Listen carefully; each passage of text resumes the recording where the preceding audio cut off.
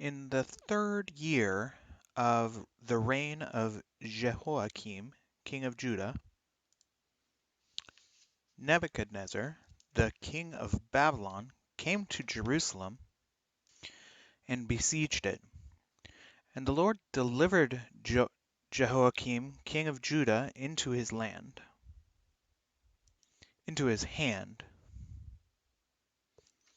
along with some of the articles from the temple of God. These he carried off to the temple of his God in Babylonia, and put the treasures and put in the treasure house of his God. Then the king ordered Ashpenaz, chief of his court officials, to bring into the king's service some of the Israelites from the royal family and the nobility, young men without any physical defect, handsome, showing aptitude for every kind of learning, well informed, quick to understand, and qualified to serve in the king's palace. He was to teach them the language and literature of the Babylonians. The king assigned them a daily amount of food and wine from the king's table. They were to be trained for 3 years, and after that they were to enter the king's service.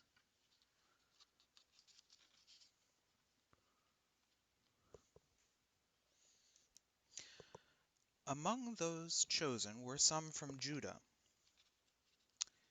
Daniel, Azariah, Hananiah, Mishael, and Azariah. The chief official gave them new names. To Daniel, the name Belteshazzar,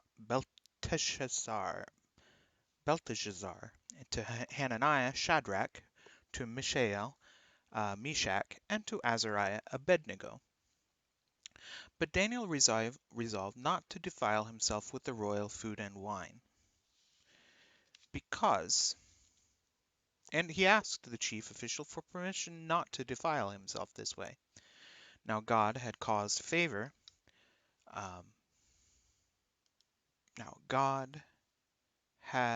the official to show favor and compassion to Daniel, but the official told Daniel, "I am afraid my lord king, who has assigned you I'm afraid of my lord king, who has assigned your food and drink.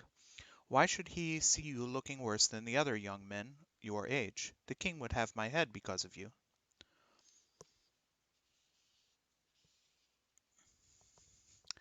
Daniel then said to the guard whom the chief official had appointed over Daniel, Hananiah, Mishael, and Azariah, "Please test your servants for 10 days. Give us nothing but vegetables to eat and water to drink. Then compare our appearance with that of the young men who eat the royal food, and treat yourself in accordance to what you see." So he agreed to this, and tested them for 10 days. At the end of the 10 days, they looked healthier and better nourished than any of the young men who ate the royal food. So the guard took away their choice food and wine they were to drink, and gave them vegetables instead. To these 4 young men God gave knowledge and understanding of all kinds of literature and learning, and Daniel could understand visions and dreams of all kinds. At the end of the time set by the king to bring them into his service, the chief official presented them to Nebuchadnezzar. The king talked with them,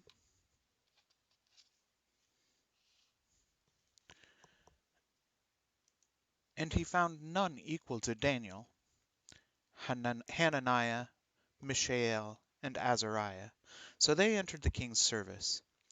In every matter of wisdom and understanding about which the king questioned them, he found them 10 times better than all the magicians and enchanters in his whole kingdom. And Daniel remained there until the 1st year of King Cyrus.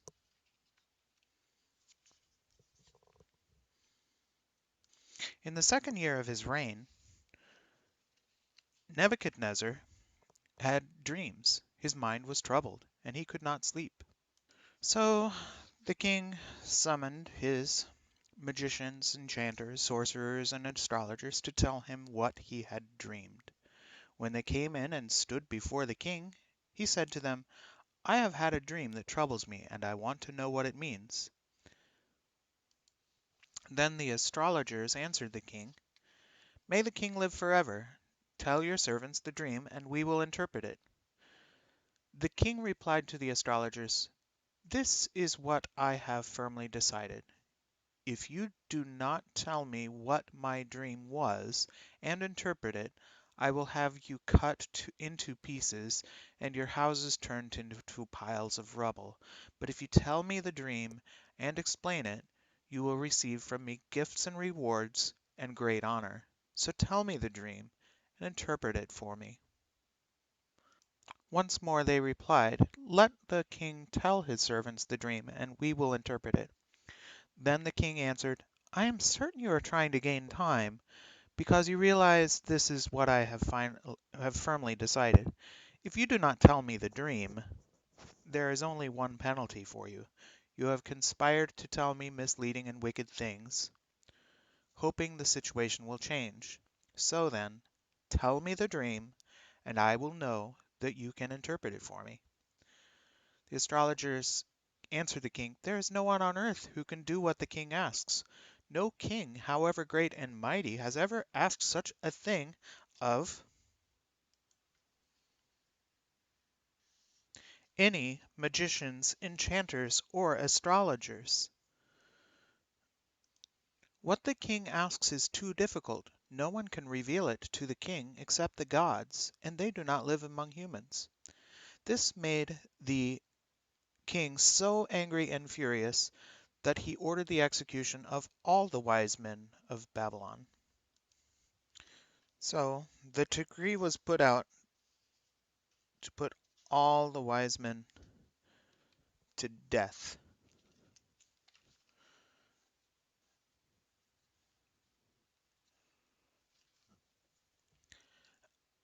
And men were sent to look for Daniel and his friends to put them to death.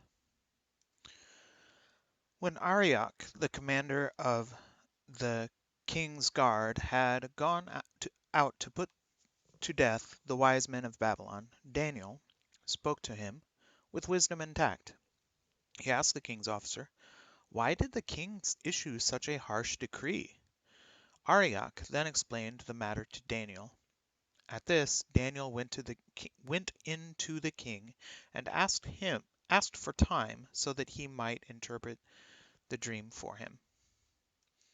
Then Daniel returned to his house and explained the matter to his friends Hananiah, Mishael, and Azariah. He urged them to plead for mercy from the God of heaven concerning this mystery, so that he and his friends might not be executed with the rest of the wise men of Babylon. During the night, the mystery was revealed to Daniel in a vision.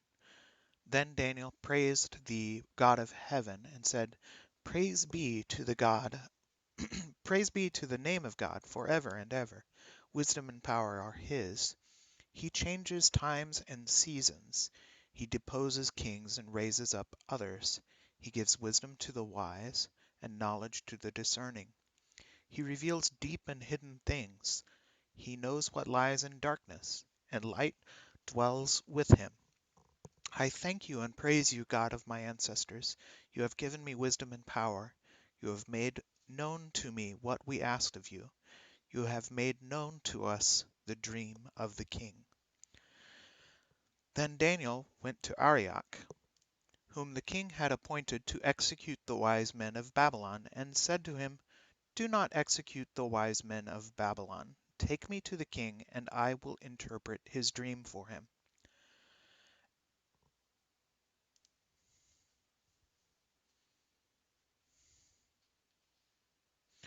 Arioch took Daniel to the king at once and said, "I have found a man among the exiles of Judah who can tell the king what his dreams meant." The king asked Daniel, also called Belteshazzar, Are you able to tell me what I saw in my dreams and interpret it? Daniel replied, No wise man, enchanter, magician, or diviner can explain to the king the mystery he has asked about. But there is a God in heaven who reveals mysteries. He has shown King Nebuchadnezzar what will happen in days to come. Your dream and the visions that passed through your mind as you were lying in bed are these. As your majesty was lying there, your mind turned to things to come, and the revealer of mysteries showed you what is going to happen. As for me, this mystery has been revealed to me, not because I have greater wisdom than anyone else alive, but so that your majesty may know that the interpretation, and that you may understand what went through your mind. Your majesty looked, and there before you stood a large statue, an enormous, dazzling statue, awesome in appearance. The head of the statue was made of pure gold, its chest and arms of silver, its belly and thighs of bronze, its legs of iron, its feet partly of iron and baked clay. While you were watching, a rock was cut out, but not by human hands. It struck the statue on its feet of iron and clay and smashed them. Then the iron, the clay, the bronze, the silver, and the gold were all broken into pieces and came like chaff and became like chaff on a threshing floor in the summer. The wind swept them away without leaving a trace. But the rock that struck the statue became a huge mountain and filled the earth. This was the dream, and now we will interpret it to the king. Your Majesty, you are the King of Kings. The God of heaven has given you dominion and power and might and glory. In your hands he has placed all mankind and the beasts of the field and the birds of the sky. Wherever they live, he has made you ruler over them all. You are that head of gold.